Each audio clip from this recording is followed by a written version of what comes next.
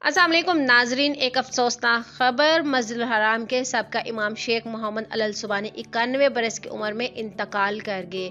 अरब media report के मुताबिक शेख मोहम्मद अल सुबानी का इंतकाल जुम्मा 19 मार्च 2021 को तुर्की के इलाके यल्वा में हुआ। रिपोर्ट में बताया गया है कि शेख मोहम्मद अल सुबानी मुल्क शाम में पैदा हुए। इन्होंने कई तफसीर की किताबें लिखी। इन्हें 28 बरस कबल किंग अब्दुल अजीज यूनिवर्सिटी में बतौर लेक्चरर तैनात किया गया। इन्होंने उम्मुल कुरा यूनिवर्सिटी में भी बतौर प्रोफेसर खिदमत अंजाम दी।